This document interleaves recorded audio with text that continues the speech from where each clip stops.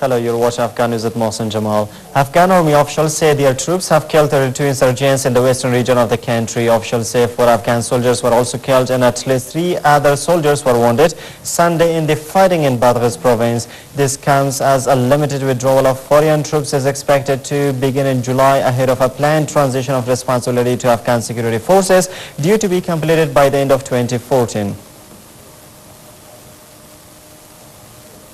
Nearly 3 dozen Taliban militants laid down their arms and joined the government-initiated peace process in northern province of Baghlan.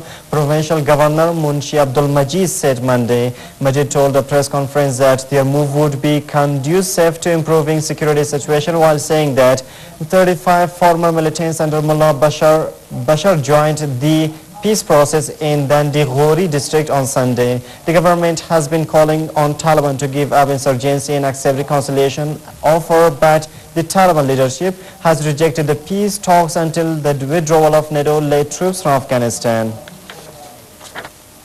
Pakistan security officials say a roadside bomb blast has killed 3 Pakistani soldiers in the tribal belt border in Afghanistan. Officials say at least 3 other soldiers were wounded in the explosion Monday in the Lada area of the South Waziristan tribal region.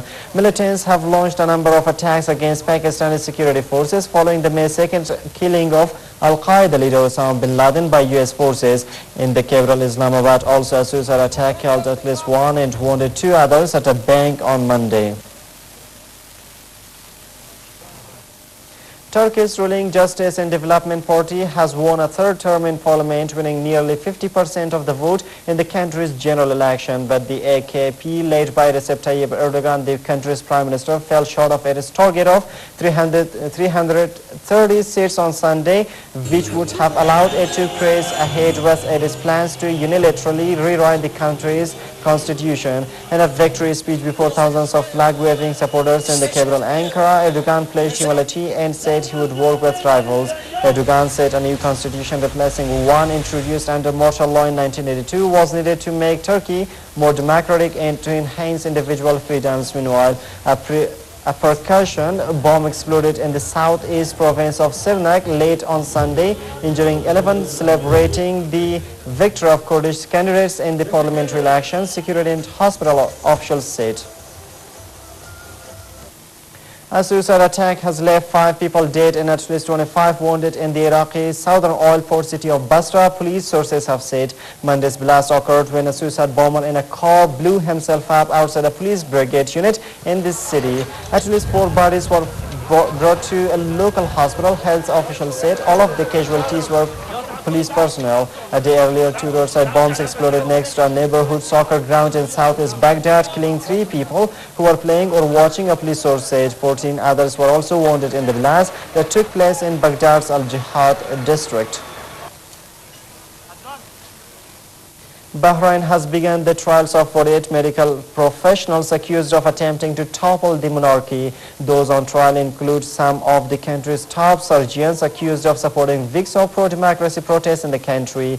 Human rights organizations have condemned the trials, saying the staff were being targeted for treating hundreds of wounded protesters.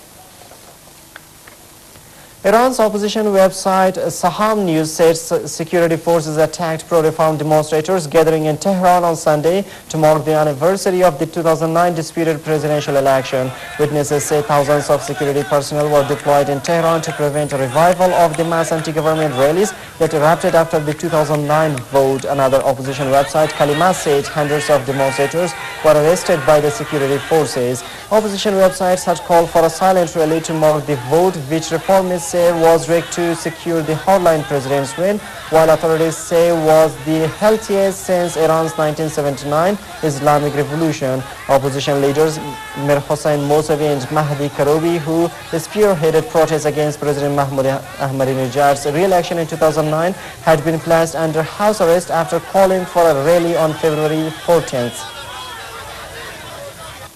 Army units backed by helicopter, gunships and tanks have moved into the town of Jisr al-Shughur in northern Syria, state television and witnesses say. State television said army units fought armed groups on Sunday, but residents and activists say troops had clashed with mutinous soldiers defending the town alongside residents. Troops and tanks have laid siege to the town after authorities vowed to retaliate against the reported killings of 120 security personnel last week.